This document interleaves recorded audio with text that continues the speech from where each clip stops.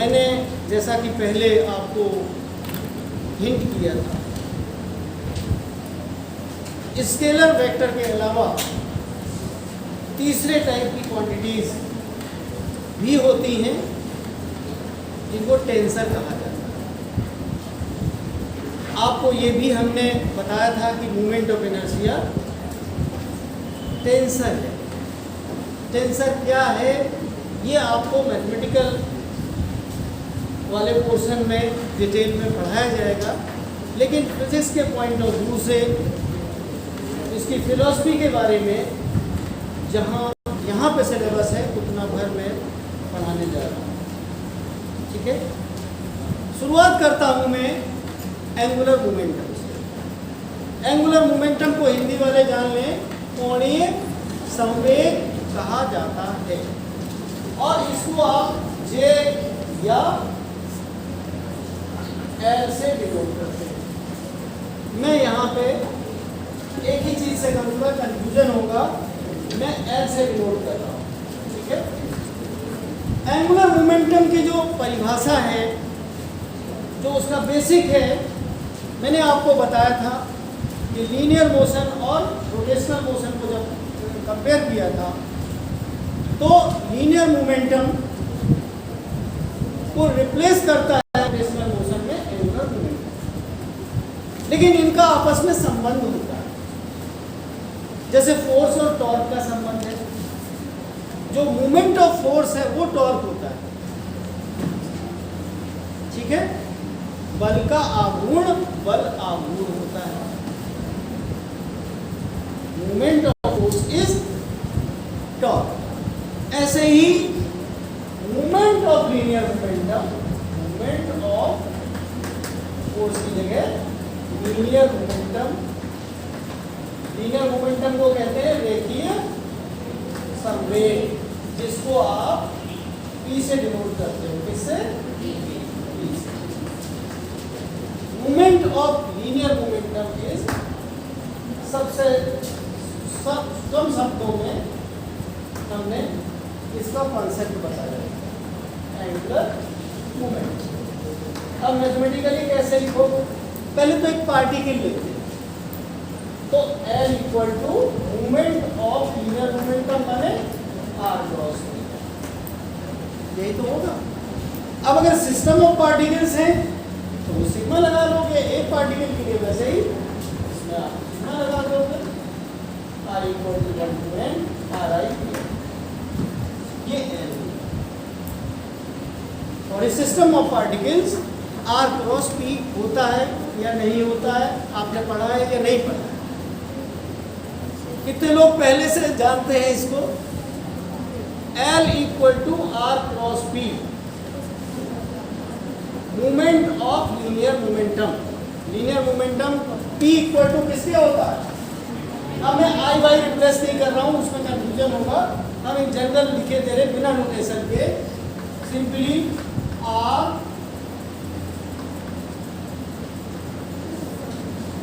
Cross P। इसको और आगे बढ़ा दे, equals R cross MV, P बराबर MV। कोई दिक्कत? जब रोटेशनल मोशन होती है तो उसमें एक एंगुलर वेलोसिटी भी होती है। इनके बीच में संबंध क्या होता है लीनियर में? E इक्वल टू, बताएं खड़े होके, V equal to R omega. तो रटा रटा है स्केलर फॉर्म, वेक्टर फॉर्म में बोलो और सही बोलो। कोई दूसरा बोले, थोड़ा तुम कंफ्यूज हो रही हो, कोई बात नहीं, डरने कोई बात नहीं। कोई बताएगा एग्जैक्ट? ओमेगा क्रॉस R, इसको आप ध्यान रखिएगा। आप V equal to R cross omega नहीं लिखेंगे, ध्यान रखना, क्योंकि आप जानते हो वेक्टर के केस में A cross B not equal to B cross A, ये आप जानते हो। अगर आपने ये लिख दिया तो माइनस साइन लगाना पड़ेगा। समझ गए ना? तो आपको इसी रूप में याद रखना है, V equal to omega cross R। Okay, अब हम आगे बढ़ते हैं। ये एक्सप्रेशन लास्ट में हमने लिखा था, इसको मैं दोबारा कॉपी कर रहा हूं। L इक्वल टू सिग्मा, इस m जो स्केलर होता है परफेक्टली, इसको बाहर कर देते हैं। m r क्रॉस b की जगह पे ओमेगा क्रॉस r। अब आप जानते हो क्रॉस b क्रॉस c लिखना जानते हो या नहीं? तो इसको क्या मैं ये लिख सकता हूं? आपकी इजाजत है। r dot r omega minus r dot omega r। कोई दिक्कत? पढ़ा भी है कि नहीं? इतनी तो डॉक्टर पढ़ी होगी। a cross b cross c ना हो के a cross b cross a हो गया है कि नहीं? तो वही वाला फॉर्मूला लगाए। अब आप अच्छे से जानते हो वेक्टर्स के बारे में। तुमने भगवान जी की फोटो देखी है? देखी है कि नहीं? जब भी भगवान जी बने होते हैं फोटो में, सपोज करते हैं, तो उसके आसपास एक तेज बना होता है ना? और आपकी फोटो के आगे ऐसे ही छोड़ दिया जाता, तेज बनाया ही नहीं जाता, है ना? तो आप अपने आप को स्केलर से वेक्टर में कन्वर्ट कर ले तो आप भी देवता बन जाएंगे, भगवान बन जाएंगे। मतलब तीनों दिशाओं में उसकी मौजूदगी, और डायरेक्शंस में मौजूदगी है कि नहीं? एक सूर्य जैसा पीछे बना दिया जाता है। एक्स कंपोनेंट भी है, वाई कंपोनेंट भी है, और मैं यहाँ भी हूँ, यहाँ भी हूँ और यहाँ भी, सब जगह यही तो करते हो। और स्केलर में जो जहाँ है वो उतना ही है, बस मैग्नीट्यूड भर होता है उसमें, उसका परिमाण भर होता है। इसमें दिशाओं का भी, ये सूर्य बनने का मतलब वो चारों दिशाओं में, ऑल डायरेक्शंस में, इधर उधर सब जगह वो एग्जिस्ट करता है। समझ गए ना? तो अब कहने को तो आपने जैसे वेक्टर v बनाया, अब इस वेक्टर v को इस स्पेस के तीनों जो एक्सिस पढ़ने लिखने के पॉइंट ऑफ व्यू से x y z लेते हो, उसको कंपोनेंट फॉर्म में लिखते हो कि x i cap plus dy j cap plus, लिखने का तरीका मैं और ज़्यादा पीछे नहीं जा रहा, वेक्टर नहीं पढ़ा रहा, ठीक है ना? तो ये होता है। ओमेगा भी एक वेक्टर क्वांटिटी है, ओमेगा को भी ऐसे लिखते हो कि ओमेगा x i कैप। ये बताते हैं कि i cap j cap k cap unit vectors होते हैं along x y and z axis respectively. Hindi में कहते हैं क्रमशः, x अक्ष, y अक्ष और z अक्ष के अनुदिश, है ना? तो ये होते हैं यूनिट वेक्टर। यूनिट वेक्टर का मतलब है कि उसका परिमाण एक होगा, लेकिन दिशा का निर्धारण x अक्ष का ये करना, जिसके इससे मल्टीप्लाई कर देने पे कोई उस पर फर्क नहीं आएगा। एक से किसी चीज को भी मल्टीप्लाई करो उसका मैग्नीट्यूड वही रहता है, और ये उसके x अक्ष के अनुदिश उसके परिमाण को ओमेगा x निरूपित कर रहा है। ठीक है? ओमेगा तो उसका जहां पे आप दिखा रहे हो in general direction, but it has its components along x, y and z axis as omega x, omega y and omega z। जब एक साथ ऐड करके लिखोगे तो omega equal to omega x i cap plus omega y j cap plus omega z k cap. On भी किया कि नहीं? Yes sir. हैं? Sir on. तो omega x i cap plus omega y j cap plus omega z k cap, कोई दिक्कत? इसी तरीके से r को लिखना हो तो x i cap plus y j cap plus z k cap. ये हुआ। अब ये वैल्यूज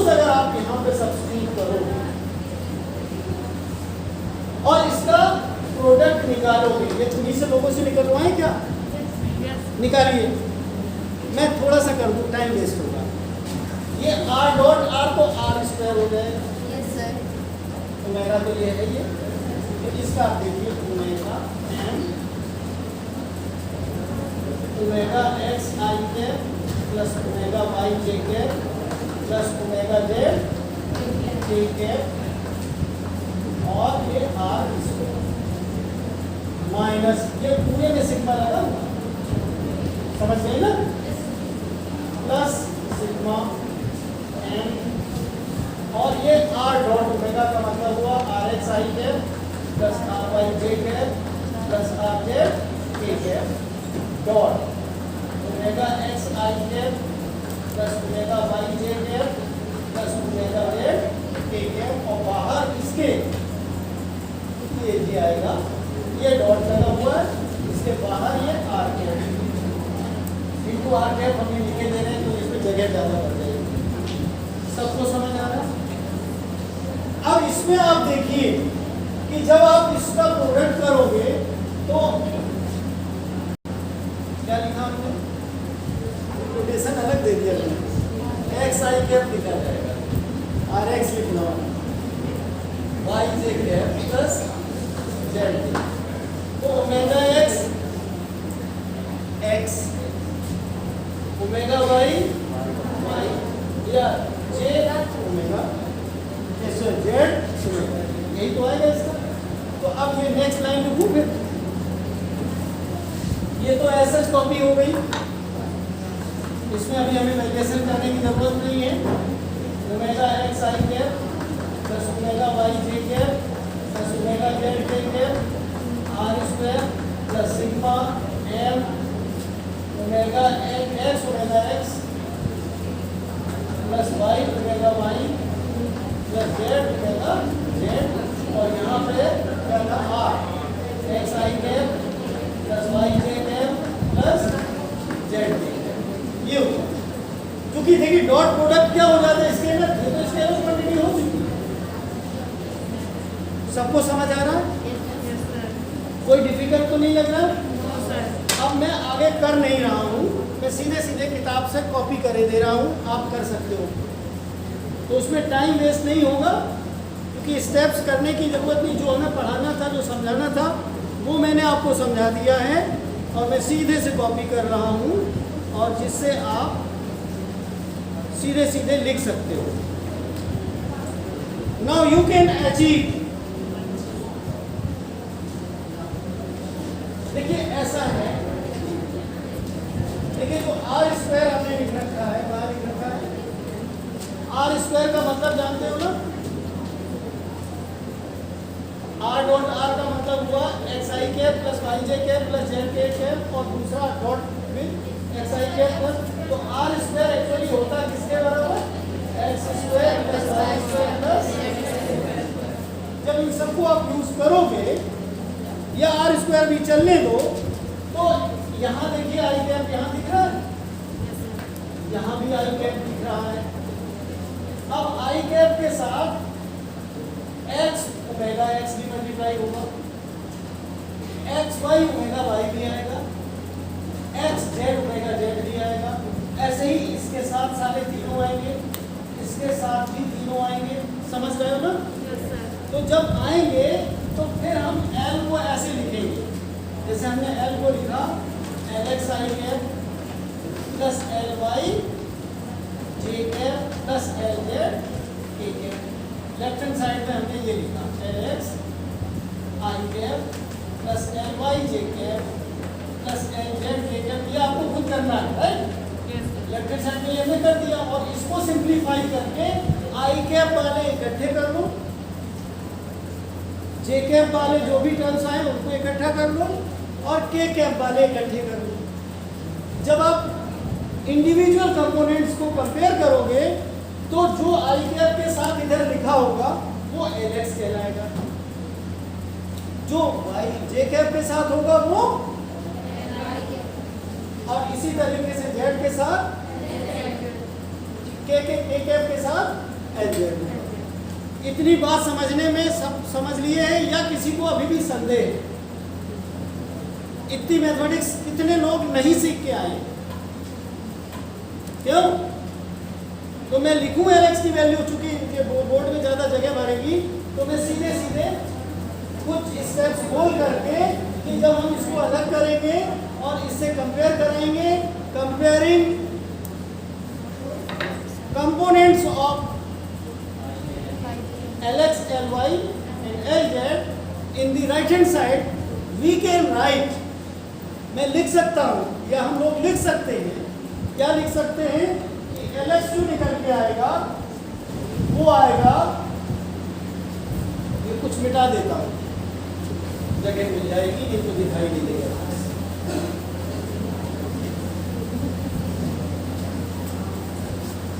Lx इक्वल टू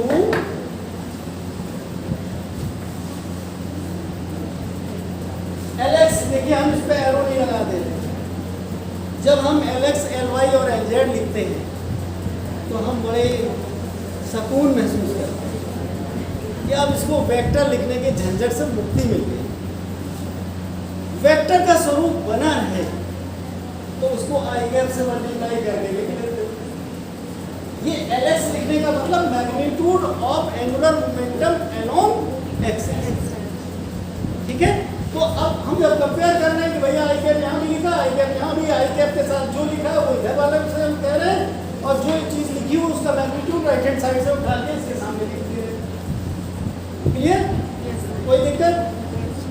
अब देखिए Lx निकल के आएगा कंपेयर करने के बाद, वो आएगा सिग्मा m, सिग्मा तो लगे हुआ है सिस्टम ऑफ पार्टिकल्स के लिए, r square omega x, r square छोटा ब्रैकेट हमने बनाया ओमेगा x, m सबके साथ कॉमन है इसलिए, minus x omega x plus y omega y plus z omega z। मैंने ये जो चीज़ लिखी हुई है ये वाली, ये कॉपी होगी इकट्ठी लिखी है, वो तो रहेगी, वो इसके साथ भी होगी, इसके साथ भी होगी और इसके साथ भी होगी, और इनटू ये x था, ये टर्म है ना इसके साथ आई कैप के साथ। इसी तरीके से अभी इसको सिंप्लीफाई करके और अच्छे से लिखा जा सकता है काटाकुटी करने के बाद, और Lx इक्वल टू सिग्मा, नहीं इसमें एक चीज और कॉमन निकाली जा सकती है ओमेगा x, ठीक है, सिग्मा m r स्क्वायर, ये जब इससे मल्टीप्लाई किया था ना x से x स्क्वायर ओमेगा x आया होगा, इसको मिला दिया, ओमेगा x के साथ यहाँ x स्क्वायर लिखा, यहाँ पे r स्क्वायर लिखा, दोनों को मिला दिया, r square minus x square minus, अब यहाँ से एक तो जा चुका है, अब दो ही बचे मैदान में, तीन लोग जुटे हुए थे यहाँ पे, उनमें से एक को हमने यहाँ शिफ्ट कर दिया, अब कौन बचा? y वाला और z वाला, इनको इकट्ठा लिख दिया, minus omega y sigma Lx y, भाई इसमें x तो अपने आप से था, y मिला दिया, और माइनस ओमेगा z वाला अलग लिख दिया, सिग्मा m x z। तो इस तरीके से आपका Lx आ गया। सिमिलरली जब Ly लिखोगे तो उसमें आएगा minus omega x sigma mxy mxy, हमने जानबूझ के जो बीच में डाल सकते थे बीच में डाल दिया, plus omega y sigma m r square minus y square, मैंने x वाले को x की जगह रखा, y का नंबर यहाँ लिखने का था, इसलिए हमने इसको सेकेंड टर्म में लिखा।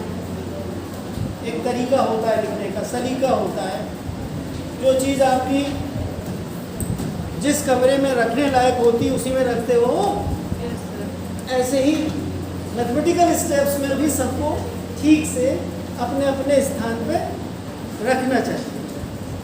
तो तीसरी जगह पे आ जाएगा minus omega Z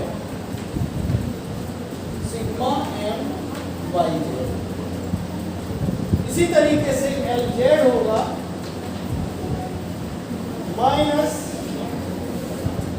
omega X sigma N X Z minus omega Y sigma N Y Z और plus omega Z sigma M R square minus Z square. इस तरीके से आपने L X L Y L Z जो multiply करके निकला था right hand side में अलग अलग करके लिख दिया।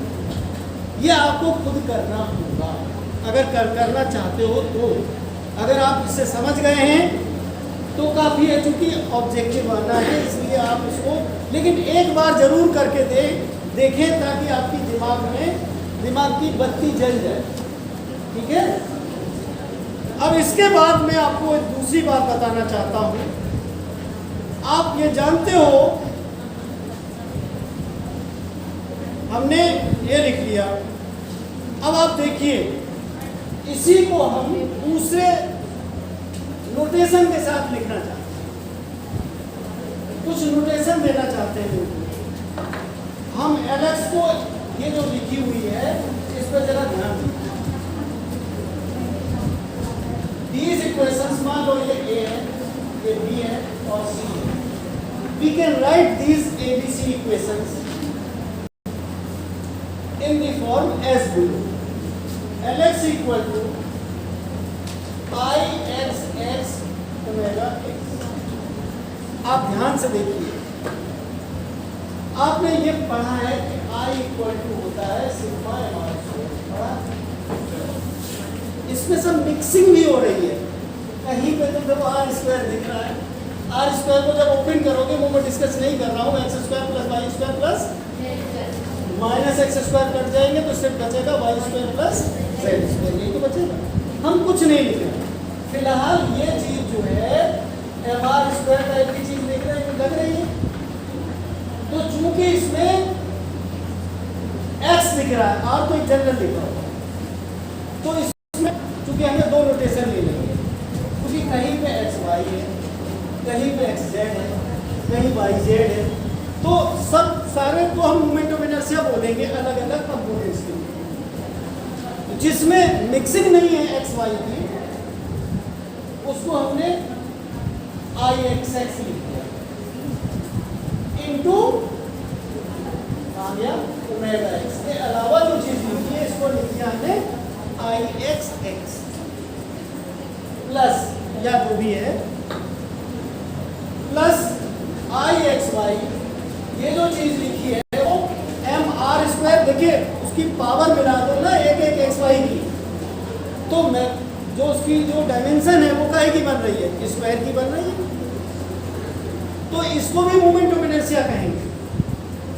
तो इसको क्या कहेंगे, एक्स वाई है तो आई एक्स वाई और इसके साथ क्या लिखा हुआ है ओमेगा वाई, ये तो लिखा है। इसी तरीके से तीसरे वाले में ओमेगा जेड के साथ आई एक्स जेड लिखा हुआ है, तो इसको हम लिखेंगे plus I X Z omega Z. Similarly मैं आगे में ज़्यादा नहीं बोलूँगा। ये जो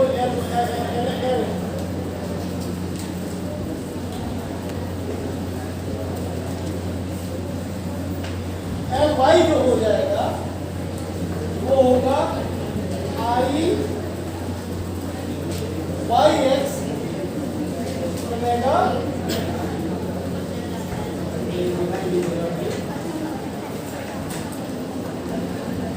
आई Y L Y equal to I Y X.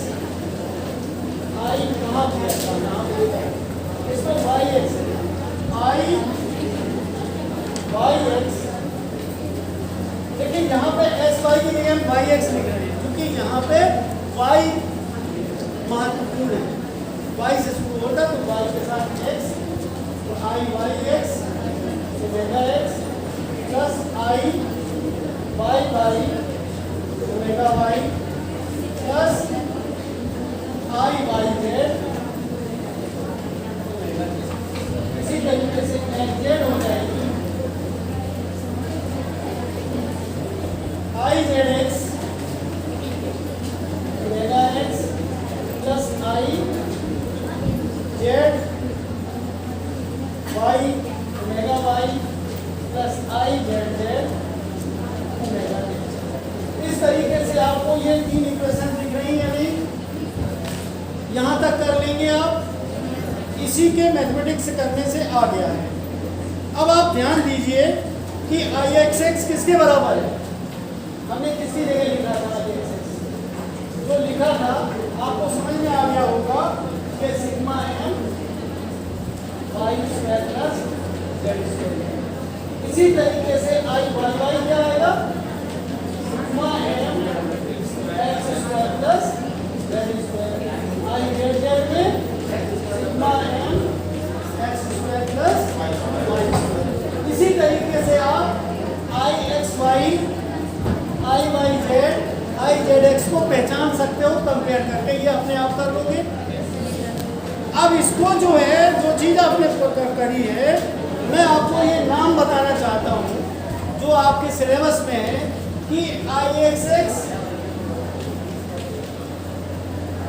I Y Y I Z Z, इनको प्रिंसिपल मूवमेंट ऑफ इनर्शिया कहते हैं। क्या कहते हैं? और the movement of inertia about the, छोड़िए प्रिंसिपल ना छोड़ो अभी, movement of inertia of the body about X axis, movement of inertia of the body about Y axis, movement of inertia of the body about Z axis. और जितने X Y Y Z Z x वगैरह हैं, इनको कहते हैं हम products of inertia.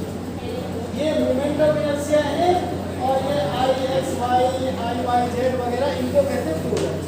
इनको कहते हैं मूवमेंट ऑफ इनर्शिया, इसको products of movement of inertia. अब इसको एक सिंगल लाइन से भी लिखा जा सकता है। अभी तक हमने टेंसर नहीं बताया है, अभी 2 लाइन में आपको टेंसर समझ में आ जाएगा। हम इसको ऐसे भी लिख सकते हैं, L alpha equal to sigma beta I alpha beta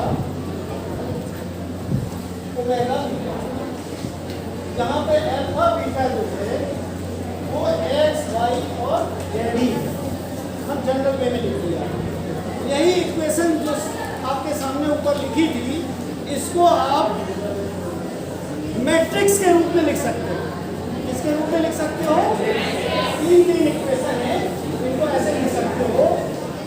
आप यहाँ पे लिखें, शांति से सुनिए, L X L Y L Z ये इक्वल टू जो इतने आए थे उनका दिए हैं, इन्हीं में उसी क्रम के साथ जैसे लिखे थे वैसे हमने लिख दिया।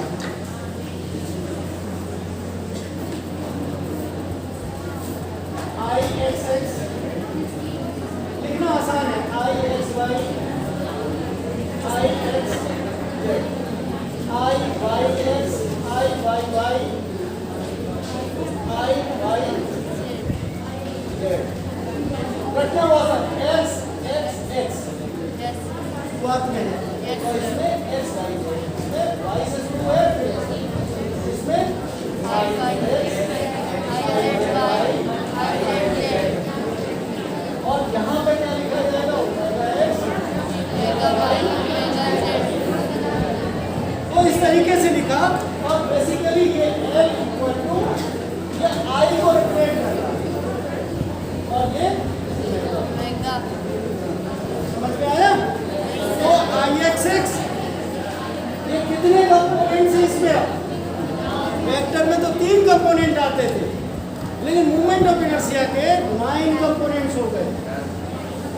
इसी को मूवमेंट ऑफ इनर्शिया टेंसर कहा जाता है। आपने खेल खेल में ही एक इक्वेशन सॉल्व करी, इक्वेशन सॉल्व करने के बाद आपने देखा कि इसको समेटा तो 9 कंपोनेंट्स हमको मिल गए। इसी को कहा जाता है movement of inertia tensor. Inertia जो आपके सिलेबस में लिखा है वो इनर्शिया टेंसर के रूप में लिखा हुआ है। आप समझ गए ना? तो ये सिमेट्रिक टेंसर कहलाते हैं। कैसे हैं ये?